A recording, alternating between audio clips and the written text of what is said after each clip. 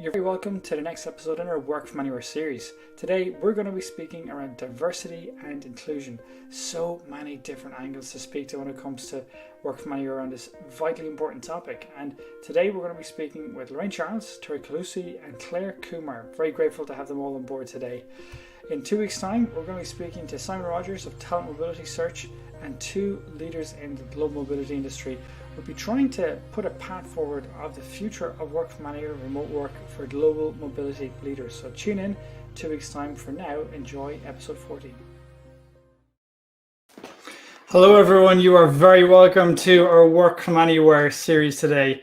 You'll know that we've addressed the topics of diversity and inclusion in bits and pieces in other episodes that we've dealt with. It was one of the questions that often came up when we asked people what are the things we should be talking more about that we're not when it comes to work from anywhere. But I guess I'd like to kind of set the scene today with a couple of statistics and ideas to kind of get the ball rolling before we bring on our guests. I think the first thing I wanted to address is that one of the first challenges that when it comes to work from anywhere or remote work is that things go wrong from the very first word. The word remote kind of creates a psychological distance that, if there are other words we should be using, I'd love to hear from the audience, for example. But I think the idea that potentially from the first word that we use, it can create this kind of a two-tier workforce, people that are being, let's say, remote from the rest of the workforce. So I think the companies that do this well don't have that, but I think the use of language is very, very important in this. I was very interested in a Boston Globe article that I read a couple of weeks ago, and some stats came out of that were very, very interesting. The first one was a company called Zillow. They said more women had applied for their jobs ever since they announced the option to work at home permanently for their 6K employees. That was very interesting. Another one was from Slack. So they now offer permanent remote work positions. And they said that amongst the recent hires, the number of minority workers was 50% higher than for those who planned to, let's say, work from home, for example. Another one, for example, Boston Globe article, they talked about employees with disabilities, how remote work can be a real game changer because it saves the physical strain of having to commute in back and forth to the office. But I think it's not, at the same time with this transition that we're in, it's not all a bed of roses. There are definite challenges, things like, for example, presenteeism and a bias against remote workers, for example. And we've got to be conscious as well of the privilege that we have, those of us that can work remotely. We've seen, for example, how COVID disproportionately affected communities of color, for example, because they were less likely to be in remote-friendly jobs, amongst other factors, for example. In any case, I think there's so much to discuss here. We're going to do our best to do this topic justice. I'd like to bring on our wonderful group of guests. We've got Claire, Tariq, and Lorraine. Thank you very much, all three of you, for being part of this episode today. And I'd like to, all three of you to maybe start it off with a little bit of an introduction to us, give us an introduction to yourselves. And I put this question to you. Remote work, has it set back equality or not? Would you agree or disagree with that? So maybe Claire, can you start us off, I guess? Sure. So I'm based in Toronto. It's 10 in the morning here. Beautiful day. I work now as a productivity coach and speaker. And a big passion of mine is talking about diversity, equity, and inclusion, because not only am I an entrepreneur now, but I left the corporate world because of a lack of inclusivity. So I have an autoimmune issue, which rears its head from time to time, and I'm a highly sensitive person. I'm happy to share more about what that means later. But the sense and why I think this is such an important discussion is we have an opportunity here to make sure that inclusivity is always part of this discussion, because we're attracting and inviting contributions from a diverse set of the population. We know that generates better results. And there's no reason leaders can't look to make sure that all those voices are at the table. Yeah, completely agree with you. I think you're touching on some extremely important points. And so it's great to have you here today. So to give you some background to Claire. Claire is a productivity wellbeing expert. She's the founder of happyspacepod.com, and she's a member of the Staples Work From Anywhere Advisory Council. So delighted to have her on board for this. Then Tariq, maybe give us a little bit of background to yourself, what you're doing with Nomads Giving Back and on Skillshare, I guess. And what do you think about us was that question that I put to you? Remote work, has it set back equality or not? How do you see that? Yeah, well, first of all, thanks so much for having me, John, and good to be with you, Claire and Lorraine. Very happy to be here to talk about such an important topic like diversity and inclusion. and especially as it relates to remote work.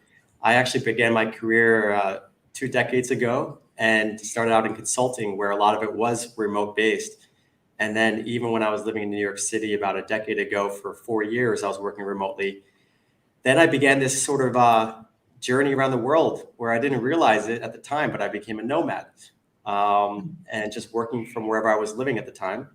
And I really fell in love with the concept of people who are leaving the conventional life behind, going after their dreams, creating something, while living a more fulfilling life, chasing down like cultural experiences and things like that. And so along the way, I realized that as this movement was growing and remote work was growing, I saw that there was a gap between a lot of the foreigners and the locals, and a lot of people I would ask, how do you connect more locally and how do you give back to the communities?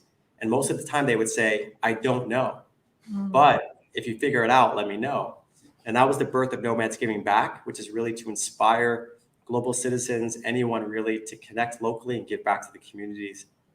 And more recently, our team launched Nomad Skillshare, which is all about inspiring you, empowering you to live the life you imagined. And oftentimes that's the reason we're not is because of a lack of skills. So we're creating courses to help people get online jobs and other types of skills that they want to learn. And we're going to be offering scholarships to local communities so they can also benefit from our community's work. So thanks again for having me. And to answer your question about will this set us back? I think no. I think it's going to make things a lot easier overall. I think that, yeah, there's a few issues that come up in the remote work world that might cause a few inequities, but overall, I think it's a great equalizer that's much needed in today's world. Thank you very much, Tarek. Great to get that bit of background. And I love what you're doing with Nomads Giving Back and Nomads Skillshare. I think there'll be a huge opportunity for what you're doing, for giving back to local communities and connecting people that want to do that with the local communities over the next couple of years. And Lorraine, tell me more about yourself on the Mall. Hi, really excited to be here and great to be with Claire and Tarek. So maybe a bit of background about myself and the work that I do. So I was initially a researcher, definitely didn't set out to be a not social entrepreneur. That was really foreign to me. So what now does is we support refugees and other underrepresented communities with the skills to work remotely. And I guess in the essence of what I do is remote work, creating opportunity for those that don't have opportunity. And the idea came about through my research, and I'm always going out of my research looking at the challenges that refugees faced in the Middle East. That's where my initial research was focused on, looking at Syrian refugees in Jordan and Turkey, and trying to understand what were the challenges they faced toward formal, dignified employment. And I found lots of great organizations doing great work, doing lots of training, but often it ended there. So you'd meet refugees with a whole catalog of certificates, but no job, because there just wasn't this sort of holistic view of how do we create opportunity where there's not much opportunity, and most refugees live in the developing world, where there aren't jobs even for the local population. So I wanted to think, how can I reconceptualize work?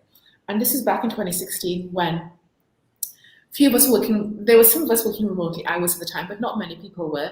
And I'm sure you all were the same. You were sort of the odd man out. You meet someone that, oh, you don't have an office, you work remotely. I'm like, yeah, I work with people in the US and the UK. And so I really wanted to understand how work can be reconceptualized for the populations that I look at. And this is where NAMA was born. So what we do is we provide training for, training in the human skills for digital employment, the soft skills for remote work, to help refugees and other underrepresented communities access work. And then we try to link them to jobs. We're still new, so the sort of linking part is, we're developing that. But the idea is that our graduates, who are all really highly skilled, addressing a talent shortage that it's there. The developing world does have a talent shortage in technical skills. Canada, the Netherlands, huge shortage of tech talent. How can we find tech talent in places which have been overlooked in the past? So this is sort of the essence of why we do what we do. which means that I feel remote work is actually a democratization of employment. How can someone in a place where they don't have much opportunity have a job which they would previously have to move to London or to New York or to Silicon Valley for? How can they remain where they are to have the jobs which they would in these places? So I feel remote work has opened up this opportunity for people who were overlooked, who weren't considered as part of the regular talent pool for most companies. Beautifully put. I like what you said there. Remote work is democratization of employment. I'm going to put that one up there. I love it. It's a nice little segue into down kind of opportunities that can be created from this. Based on what you all said, one of the things that jumped out at me there that I was just curious to tap into for just a brief moment. Tarek, you mentioned about nomads giving back and Skillshare. If you look at what you were doing with that, are you noticing, for example, corporate nomads being a big feature? We spoke about to Gonzalo Hall recently, who said that I think, if I'm not mistaken, pre-pandemic, 10% of digital nomads were corporate nomads, whereas now it's closer to 50-50. That could be a wealth of an opportunity to also tap into for nomads giving back. Yeah, that's great. You got to speak with Gonzalo. He's a good friend of mine, and I really admire the work that he's pioneering for the movement. I do think absolutely that there's going to be an increase of corporate nomads. I haven't noticed a surge yet, but I've definitely felt it. So we have a free volunteer matching program through Nomads Giving Back, and more candidates, it seems like a higher proportion are now in corporate jobs. And just last few weeks ago, we brought on a new leadership team member who's in a corporate world role in the US. So I think it's just the tip of the iceberg. I wouldn't be surprised if it just continues to grow exponentially, maybe in like 5 or 10 years to be 50 times more nomads in the world. That, I think at the end of the day, if you are that flexible, why wouldn't you want to have a higher quality of life for a lower cost of living? And it doesn't mean international. It can be domestic. It could be anywhere. But that flexibility and that freedom is really going to create a lot of opportunities for not just the individuals, but for social causes around the world. That's a really important point. And that's what we're also seeing. So one of the things you can check, which is really easy to see, is you can look at, let's say, Google Trends on, for example, the search terms for work from anywhere. And you really see it significantly exploding. So it went up really high during the summer, then came back a bit because of the Delta variant and the things were closed again. But now it's come back up again. And I suspect that once the travel restrictions are released in Q1 next year, you're going to see a real big surge there of, let's say, people looking to explore this opportunity. If they can work remotely at home, why can't they look at working remotely abroad for a period of time? I'm interested, Claire, in what you're doing as well with the Work from Anywhere Advisory Board of Staples Canada. What are you seeing there? What are the challenges? What are the opportunities? I think especially around diversity, inclusion, and those with disabilities, things like that. We'd be very interested to hear your insights there. Well, we're looking at it quite holistically as, acknowledging for sure that hybrid is here to stay. And what does that look like? And how can you support businesses in Canada to navigate this? I mean, one of the big challenges that leaders will say is we can't hold on to our culture. We don't have a way to incubate the culture that we want. We're not getting the collaboration. There's a lot of misunderstandings and leadership mindset myths, I think, that are at play that need to be, the mindsets need to be opened, and there need to be new ways of looking at things. So that's definitely part of the discussions that have been going on. It's been quite fascinating to be part of. We're all contributing content to this initiative as well. So I haven't seen anything specific on diversity and equity and inclusion. And I think that's why I'm trying to be the voice for that in this conversation and make sure that while we talk about things like, if I look at Amazon this week, their CEO put a note out around and now allowing remote work, but I think it said we're going to allow it within your country for up to 4 weeks. And so there's always limitations around it, but there was no message at all for, we have an initiative to respect diversity, and it's part of our inclusivity strategy because we recognize that this democratization, that this empowerment of previously marginalized people is making sure we have a richer workforce. And so I'm looking to be a voice in Canada and beyond for making sure that inclusivity is definitely part of the conversation as we navigate our way in this future of work. Yeah, well, keep showing that leadership, Claire. I think it's great to see. Extremely important. I think it certainly is something that can be often missed in the conversation, precisely because it's not one particular aspect. There's multifaceted different elements to this to tackle, I guess. But interesting to see that insight from how you tackle it there. A shout out for Lorraine here. Lorraine, I'd love to connect with you about seeking potential talent from your pool. I work with a DEIA agency and would like to hire from the network you're creating. I think I would also say as well, I've heard of a number of people that have dealt with Namal and Lorraine and what she's doing there and have only fantastic feedback to share. So I think whatever people think, for example, what you might be getting, that you're getting, very, very talented people that are doing a great job. So again, kudos, Lorraine, what you're doing there.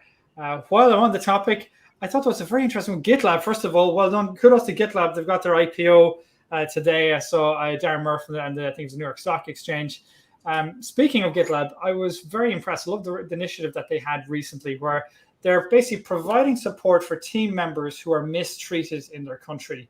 And I think we'd love to talk more about that, Lorraine. Like, what do you find, a great initiative by GitLab, but what do you find is the biggest challenge for refugees? And on the other hand, what's the biggest benefit for companies bringing refugees from the likes of Namal in? Oh, that's a very big question. Challenges. I mean, challenges are, there are multiple challenges. So maybe I'll talk about this sort of particular group that we work with because perhaps the challenges are slightly less. We work with individuals who have quite high technical skills already, quite high aptitude. So perhaps not the average refugee that someone would think about in a camp, with low levels of education. The refugees we work with have had, they certainly have finished secondary school, and most already have degrees by the time they come to our program, because we want to show that, the profile of a refugee is quite diverse. There is no homogeneity of what a refugee is.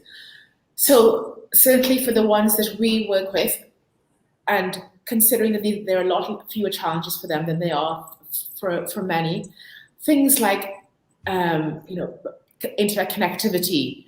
In Lebanon, there's only a few hours of electricity a day. And if we sort of forget all the infrastructural issues like internet connectivity, and do they have devices, payment, digital identification, how can we get their bank accounts to be paid? How can they have an identification that's recognized? All of these things are huge barriers from people accessing employment. And if all of those structural issues are fixed, then there's the issue of companies, being biased, because you'll be potentially working with someone from a completely different context to you. They don't sound the same. They don't look the same. They don't go to schools you look at, and they're not friends of your friends of your friend. They're completely removed from your social context. And getting companies to understand that cognitive diversity is extremely important to profits. That's why I love the work that Claire does, because we have such a long way to go to make companies realize that it's not about hiring your mate or hiring the friend of your friend. You have to look beyond your 40-kilometer radius. And for me, I think that for me is the biggest challenge, to show companies that this talent is worthy of your investment, because it might take a little bit of time for them to get up to speed with what you need, but not in terms of the work, but in terms of the sort of company culture. And for me, company culture is often a code for we don't want you because you're different, to exclude you. So it's just a matter of getting companies to reconsider, to rewrite the narrative of what it means to have an employee, and what it means, and what diversity means. Because often diversity means, or someone from from not Harvard, not Cambridge, but from like Manchester or from NYU, who still sounds like I do. But we want to show that, the diversity really is hiring someone who went to university that you've never heard of, but who still can do the work. So I think my message is companies really need to reconsider how they hire and how they interview and how they onboard. You're totally right, Lorraine. I mean, we've seen it with Procter and Gamble, I think, one of the largest packaged good companies that exist. They've totally created a new hiring policy for neurodivergent thinkers because they realize their regular process of having someone come in for an interview who has, different ways of interacting socially was not going to be successful. So while all our constructs for hiring and even navigating at work have been designed to get the best from the most, we've been, in fact, sacrificing the most from some of the best minds. Yes, yes. And we have to recognize that the people that we think are minorities are still part of the majority. So we have to really think about, really expand borders. So just like we have this movement of, from the global north, people moving to cheaper places, we have people who are already in those places who don't want to come to New York, who don't want to come there. How can we give them the opportunity so they don't have to make dangerous journeys or do, or pay people, because immigration policies are again, this is another different issue, but completely dysfunctional. It doesn't work. It doesn't work for anyone. People leaving countries or people trying to arrive in countries. So how can we find a fairer way to give people the opportunity that they deserve? Great points. I have so many elements in that to kind of think about, really, and reflect on. I mean, like you say, this ability to basically hire from anywhere, and opens up so many opportunities to hire people from, with having that neurodivergent thinking in your team, in your company, getting access to a much broader talent pool as well. But then what does that mean for you, for your company culture, for how you hire, and talking about some of the best practice from the likes of P&G. And I would say as well, if, for any speakers, if you have any really good resources to share, more than happy, we put them into the show notes afterwards as well. And likewise as well, for any of the audience, if you have any questions you'd like to ask, I see Bagashari is on here as well. She's been great, pushing the agenda as well, and getting, the likes of being aware of the inequities that can exist and how that can actually lead to, an employment law trigger if you're not careful, for example. Coming back then, let's say helicopter view, Tarek, I'd like to talk to you about, creating this connection between, the digital nomads and the local communities. There's been some great initiatives. You talk about Gonzalo Hall with, Startup Madeira, Ben Stewart and the team in Tulsa Remote, for example. They've done quite a good job at creating a strong connection between, the digital nomads and remote workers and those local communities. And I think being careful and conscious of, having that connection is so vital, that you don't have people that come in there, use the local resources, earn more money than, let's say, the locals, but don't kind of give back and create that connection. What would you say is your secret to creating that connection to help people integrate in with the locals, Tarek? Yeah, that's a really great question. I think that's, one of the primary reasons why our team is doing what we're doing is there are these bubbles being formed, and not just nomads, but like expats or just foreigners in a location. A lot of times, just organically, they tend to recreate their own home environment, and then the businesses cater to them, like the classic McDonald's and Starbucks and the things that they're used to, the familiarity. And of course, local communities will cater to that because if that's what is selling.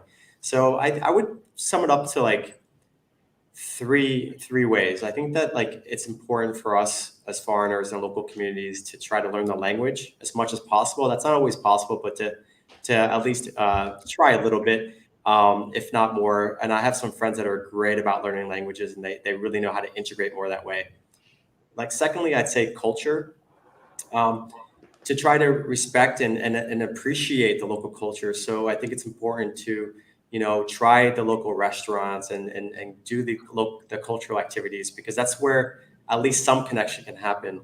But I think the biggest barrier by far happens to be socioeconomic, right? There tends to be an inequity in terms of the income level.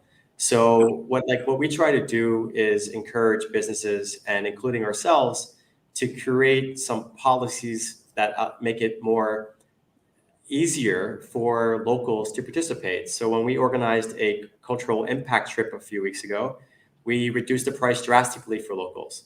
And then ended up being half of the trip were locals. And that made the trip so much more meaningful for everyone involved, because again, a lot of the local friends of mine they rarely get to meet and hang out with the foreigners beyond the superficialities, and vice versa. So I think that's really special. And you mentioned Gonzalo again. We collaborated on this exact question. So with his new village in the Nomad Village in Madeira, Nomads Giving Back, we're creating hubs around the world. And a part of doing that is by bringing on an ambassador or a community leader that's on the ground there. And so we have a Nomads Giving Back community leader in Madeira who sort of serves as the bridge between Gonzalo's community and the impact initiatives locally. So we created a giving back guide to Madeira. We have one for our other hubs like Bali as well. So yeah, I mean, I think to sum it up, the intention is there. I think the whole thing is just trying to make it easier because we're competing with very strong economic forces. That if we can just, spread the word and kind of help serve as a bridge between the foreigners and locals, that would be the biggest step. So then taking that to the next step then, Tarek, one of the questions on that, my previous business, Startup Culture Me, was all about cultural intelligence and helping people to become culturally aware. And, you see, we've been around for hundreds of millions of years. We first started with individual personality. We then moved to like our tribe or kind of company culture, organizational culture, we call it nowadays. But it's only the last 30 years that kind of national culture really has become so critical in terms of being able to deal with different national cultures, primarily because of the creation of the internet and the deregulation of the airline industry. And they're the same two drivers in many ways driving the ability to remote work now. We've seen that accelerate significantly. But then what can people or companies do to upskill their cultural intelligence skills and awareness? Or what do you think they should be doing or could they be doing? Because you mentioned the cultural, let's say those cultural integration trips, fantastic idea. Are there other things they should be doing? Yeah, absolutely. So the first thing that came to mind when you mentioned that question is a while back, I worked for one of those investment banks, and they actually had cultural training. And it really was fascinating, the science and sociology and all the numbers behind how certain countries think a certain way and some of the principles. Like I still remember some of the lines that they would share. Like, for example, in the US, we have a saying, the squeaky wheel gets the oil, but in some Asian countries, they say the nail that sticks out gets hammered back in. Or another one of my favorites is the duck that quacks the loudest gets shot, right? So these are like opposite ways of approaching things. So if you have a global team, or if you're working abroad in another country and you're not aware of where the baseline of these cultural norms are, we're going to make inappropriate, inaccurate assumptions. So I think the cultural intelligence aspect of things is like trying to pull out what is actually happening in this communication compared to what is kind of like filtered or blurred because of the different cultures. And I've always just been fascinated by different cultures, and I think that it's sort of this principle that we're all connected, we're all one, but we have all these differences as well. And it's a lot of it is just conditioning and norms and assumptions and habits. So I think that that's going to be a skill that is going to be more important than ever, as we are like, look at this video call right now. I'm not even exactly sure where everyone is right now. All I know is I'm in Bali. So Lorraine, you're in Bali, Tarek. Lorraine, you're in Dubai, I think. Abu Dhabi. You're in Canada, yeah. That's right. Yeah. Well, and your conversation, Tarek, takes me back to my 3 years where I lived in Tokyo. And for the first 6 months to a year, I felt like every day I went out, I was offending somebody, like for sure, because there are such cultural differences. I went with my ex, and he was relocated. So it was an expat assignment, and we were blessed with some cultural training and language coaching and all. And so we were given some really supported ways to be able to integrate. But I think it's an even a bigger conversation than this now, because I've been giving leadership workshops for the past year and a half. And in the leadership workshop for our new normal, I'm talking about having mindset checks and inviting leaders to have really checking their own bias, whether it's cultural or whether it's disability, whether it's gender, what it's like, hang on, are your beliefs really valid? And so as people, as just the way we live, I think it's a really strong way to be, to just say, wait a minute, I just noticed I made a big assumption there. And I don't know if that holds true ananymore. Well, I mean, a key assumption here is, guess what? We're all nodding up and down, but in Bulgaria, nodding your head up and down actually means no. I mean, you know, this stuff is just, when you talk about the previous points you've all made about being able to, you know, you mentioned it, about the ability to hire from anywhere in the world. You know, previously it was within a 40-kilometer radius, whereas now if it really is accelerating to a work from anywhere world, be it hire from anywhere or send people abroad temporarily, whatever it is, then having those cultural intelligence skills are crucial. And it changes, like you talked about the training. I went to those cultural intelligence training before, massively impactful, not only for the understanding of national cultures, but on a deeper psychological level, understanding your own biases, things like that I just talked about. Bulgaria, things that, you know, I've grown up always knowing nodding it up and down means yes, and then you go to a country and it's not. It was hilarious going to Bulgaria, and actually, I was actually outside a hotel, and I said to one of the ladies, receptionist organized a taxi, and she was outside, and I was thinking, we're in a hurry to go to the airport, and I said to her, is that the taxi? And she said, no. I was like, oh, okay. She was still there 2 minutes later. I said, where's our taxi? Where's the taxi? I just said, yes, that's a taxi. Oh, God. You know, it's right. Even now, I have to train my thought process to try and recreate that, because it's something that's so inbuilt and automatic. It sounds harder than driving on the opposite side of the road. Yeah, absolutely. Yeah, it is. Honestly, it is.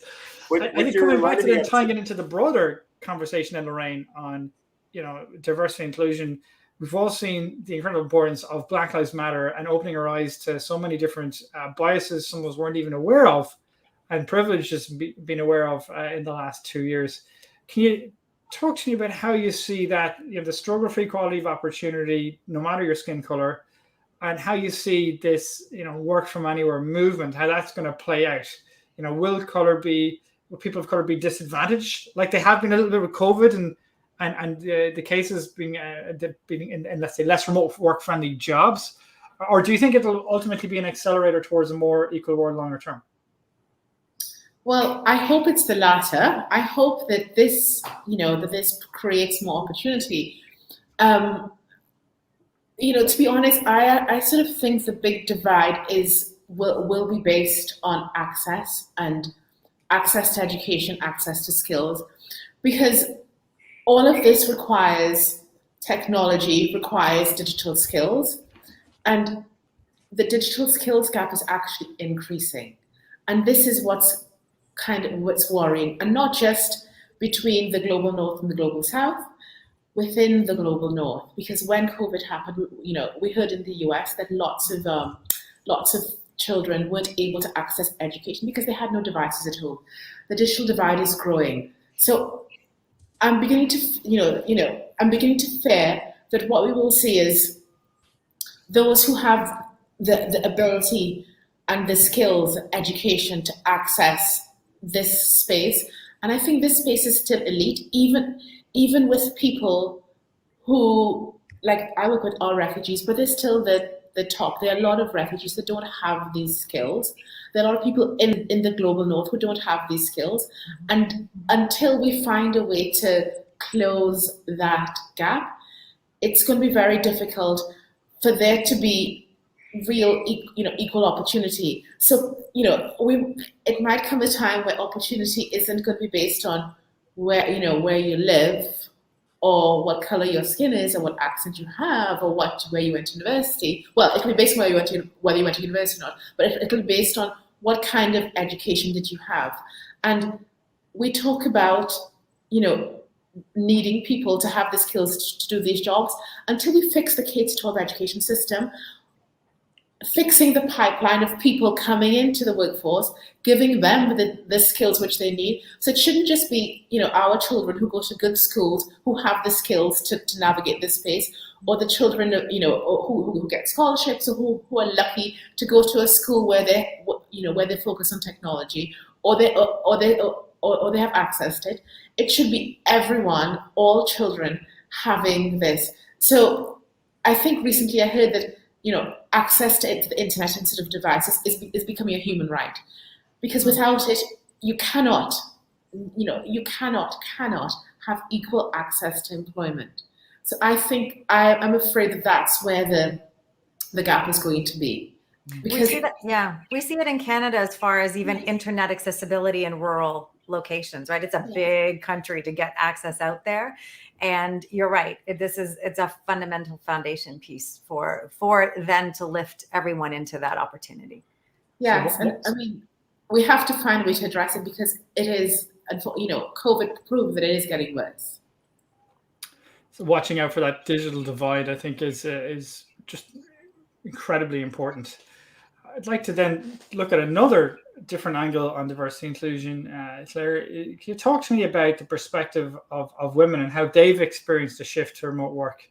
I think there's a really good point by Denise Browder. She was actually on one of her earlier episodes, but she mentioned recently how she said distributed work is the only systemic intervention that equalizes the playing field for women at work.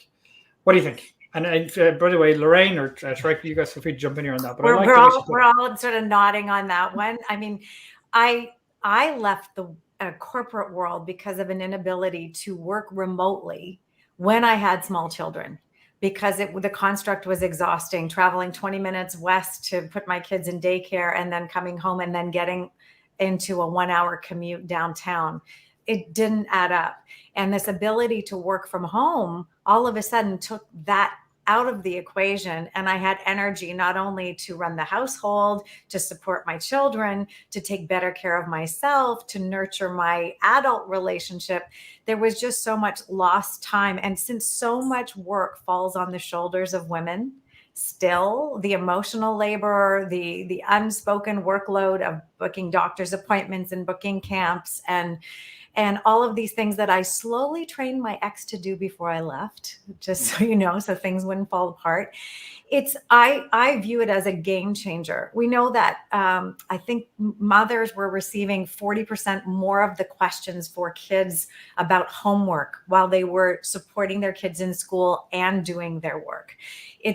Women have played a dominant role in the home in terms of the extra labor that's happening there to run the home with supporting kids. And this ability to have flexibility, I think, is paramount for anybody who's in a caregiving role, but particularly traditionally for women. Well, I think linked to that as well was a very, very powerful story during the week. It was Indra Annuity. She was the former PepsiCo CEO, and she released a memoir called "My Life in Full: Work, Family, and Our Future." And she talks about how she wishes she was more present for her two daughters when they were growing up, and she feels that had she been in this era now of flexible work, that she could have been. So I think that for me is also linked exactly to what you're saying as well, the opportunity that it can open up. One particularly tricky point. Go ahead, yeah. I was just if I can just jump in, this also gives women who sort of from cultures where they don't traditionally want to go out to work or don't really have the opportunity to work. Because so many, Claire and I are privileged. There was never a question that we could go out to work if we wanted to. But there's some women who come from societies where their families don't, and they don't want to go out to work. So this gives women the opportunity to still work without having to have the traditional type of employment.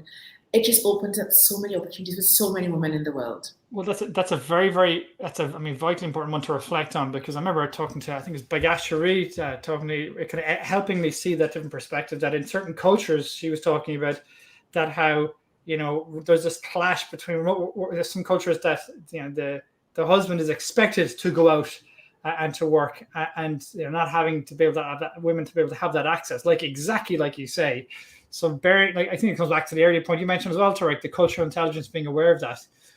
One particular point, and it's a real thorny one. I don't know what the solution to this is, but there's been, when you talk about work from anywhere or hiring from anywhere, there's been talk about, okay, if somebody from, let's say, who's living and working in Silicon Valley goes down and relocates, they may relocate back with their family in India, for example. Do you adjust their salary to the local cost of living in India? Or do companies, or should they, offer one salary for each position? Some companies are doing that. They're more, I'd say, they're rare enough compared to the standard, which is to adjust for the local cost of living. Just like to get your thoughts on that one. It's a very tricky one. I don't know the answer to, but I thought I'd ask whoever wants to jump in on that one. I'll give it a shot. Good for you, Tarek. Well, it's a tricky one for sure, because I found myself on both sides of the equation there. I at one point had a couple relocations from Philadelphia to New York once, and New York to London. And I did some time in Bangalore. And so one time I was successful in negotiating a higher salary for the higher cost of living, and the other time I wasn't. And I think, context and circumstances definitely matter, but at the end of the day, there's economic forces behind this. And from an employer's perspective, if you take the person, Tarek, out of the role and you just say this role, then how could you offer the same salary for people that have very different cost of livings if you can just hire someone in the cheaper place? It'll end up just being recruiting from the lowest cost places over time. So long-winded answer, I would say that if someone's already in the role, that should be factored into it if they're going to go to a lower cost place. But if it's starting from a brand new role, I think you have to do cost adjustments, because it's going to end up that way, one way or the other, from a business standpoint, I think. Yeah, no, it's totally, it's an economic question that I think over time we might see some long-term shifts as more people won't be in the role to start with. That's a now situation, but it's economic drivers. And the one thing that's in the employee's favor right now is the talent shortage that is out there in particular industries. And there's a bit more leverage to be had. So I think it also comes down to really looking at tasks and culture within organizations and what they want to actually bring people together synchronously for, asynchronously for, on site for. And when they determine what those things are, that's going to be able to open up and give some parameters for, gosh, do we care where people are? And do we care about when we bring them together? Why? And what are we willing to invest in that? So such a complex question. It really is. It really is. Claire, it's a tricky one. I mean, all these topics, they're fascinating to dive into. To actually solve these challenges, they're so tricky. Like you say, it goes right back into revamping the whole company culture from the top right down to the bottom, rethinking how we work and rethinking the bias where, so many of us have grown up with this bias of, the place where we work and the hours that we work determines our success in many ways, as well as the output. Whereas now it's much more how we work and the results focus and output when you talk about a remote work context as well. This is a question coming through as well. It's like, should we be sensitive to not make travelers and nomads feel guilty to give back? You mentioned the strong economic forces we deal with. What do you think about that, Troy? Yeah, it's an interesting question. I don't think anyone should feel unnecessarily guilty for anything. I think at the end of the day, I feel really grateful for the places that welcomed me into their communities, into their countries. And we benefit so much in so many ways. And a lot of it, we probably don't even notice. I know a lot of foreigners that don't pay local taxes, but they're benefiting from the governments and the systems that are in place, the healthcare systems, the police, et cetera. I know that a lot of locals are struggling when there's higher cost of living because of all the foreigners that are coming in, or the environmental impact that we're having. So there's a lot of things that we don't pay attention to that we're benefiting from. I guess some people will resonate with that idea that we should give back to those that have less privilege than us, but it's not always the case. Sometimes there's locals that have a lot more privilege than the foreigners. So, I'm not sure about the context of the question. I definitely don't want to make anyone feel guilty, but I do like to inspire. I want it to be from I like that. place So from turning it positivity. on the other side, flipping the coin and looking at the positive side of the coin. And it's a universal opportunity to give Yeah. back. We have areas in Toronto where I live where gentrification is happening and all of a sudden places are becoming more expensive. So it's a universal problem, not specific to nomads. And the question is there a reason to be altruistic? You bet, because when you give, you get. So if we fundamentally understand that, there's no guilt involved. It's actually just smart for yourself. 100%. Like our tagline is inspire yourself, inspire the world. Because I mean, to feel like you can actually make a difference and make someone's life a little better, it's so empowering. And so it's a win-win. Yeah, I want to give a shout out to Nomads Giving Back, because we had 2 fantastic virtual volunteers from Nomads Giving Back. And, and whilst, one of them directly supported our refugees, but one sort of helped us as an organization because we were a startup. We didn't have money to pay people to do these things. So they really helped us, and we were able to sort of, do things because of that. So sometimes it's not just giving back to the community, but still giving back to other organizations that are, that are facilitating other communities. So it doesn't necessarily have to be, going to, I'm not sure, going to the local village to do something. There's a whole world of organizations who would love people to help, teaching English to Afghanis. I mean, they would give their right arm if they had people doing that. So it doesn't just necessarily have to be locally. There's a whole world out there. Yeah, thanks, Lorraine. So go ahead. I was just going to say thanks to Lorraine. Thank you for there are really great to hear the volunteers have worked out for you. And I just want to also raise, because giving back is such a broad term. And when you mentioned volunteering, so I like to think of it in 3 pillars. Volunteering is using your time and your skills. Sometimes it could be donations or fundraising. And the third one could be just advocacy, using your voice. Or it could be as simple as a social media post, raising awareness of some cause that you care about. So some people have money, but not time. Some people have time, but not money. Some people have a big social media following, but no time and money. So there's plenty of ways to, try to make a little bit of a difference. So I'm looking towards looking at the time now. One of the things, other things I wanted to briefly ask you. You can feel free, any of you, to jump into this one. Presenteeism. This is a word that I really wasn't even aware of. Pre-pandemic, coming up as an issue. How do we create an environment where we deal with those biases towards presenteeism and kind of create a location-inclusive mindset? Who wants to grab that one? We don't like this question. So just to clarify, the bias, when you say bias around presenteeism, what do you mean? So basically the issue is that the vast majority of companies now coming out of the pandemic are going in hybrid. Mm-hmm. Hybrid is really tricky. It's, as Laurel Ferry said, there's a brilliant interview she did recently. It's the highest risk, high risk reward solution. In many ways, it's easier to go just office or just remote. When you're doing hybrid, you've got 2 different company cultures, 2 different operating models to deal with, the remote side and the office side of it. And in many ways with hybrid, you've got to choose a bias towards one way or the other. But a lot of companies are just going in there, not really understanding it. And what happens then, if they're not conscious of this, many managers who already have an inbuilt bias towards presenteeism, towards being in the office, all of a sudden then the people that are in the office are the ones that get promoted.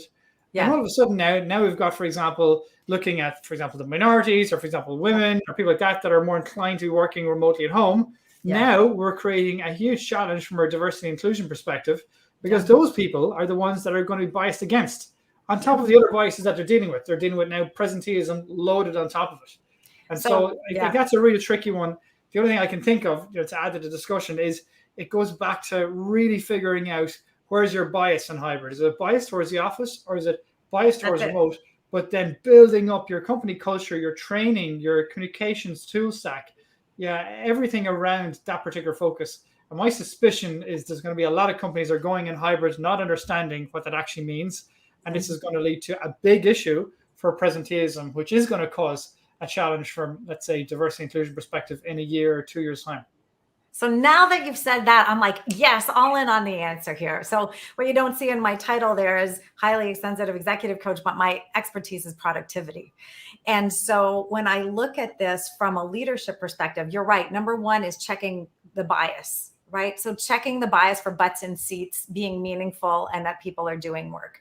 So once you detach from that, and now you've got a dispersed workforce, your job as a leader is now more proactive. You're not going to get Mary or Margaret or Abdul running by you in the hallway and you're able to go, oh, I remember I needed to send you that. Those visual triggers, those chance encounters aren't there. So you need to really hone your productivity skills and your communication strategies. So there needs to be inclusion in a meeting. So imagine you're in a hybrid meeting situation. There are people in the office sitting together. There are people on screen. There are people just on audio. How do you, as the leader of the meeting, or do you outsource that to somebody else who's in the meeting, delegate that role to say, your job is to make sure we've heard from everybody at the table. So we can see there's 4 people here. If one of us was an audio with a black image and just a phone number, it would have taken more mental effort to include them. So the labor for the leader is greater in a hybrid work environment. But I think back to 25 years ago, when I worked in telecom and I would be on 3-hour conference calls where I couldn't see anybody. Right? I had to remember who was on the call. There wasn't even a listing or anything visual cue. And I had to think geographically, okay, I'm going to go from east to west across the country and make sure I've heard from everybody. So there's a bias check, and then there's a mindset shift to be a proactive planner and a really intentional, inclusive communicator. Thank you very much for that, Claire. For the last question then, for all of you, I'd like to, it's a question we ask everyone at the end of all of our episodes. It's a 1-minute answer, but what is, from a diversity and inclusion perspective, are there any areas that we haven't discussed in this episode that we should be talking about more? Or when you think about the future of remote work, are there second and third degree effects, especially on diversity and inclusion, that we should be thinking about, let's say? So maybe Tarek or Lorraine, do you want to kick us off there, and we'll ask the 3 of you the same question? Tarek, you go first.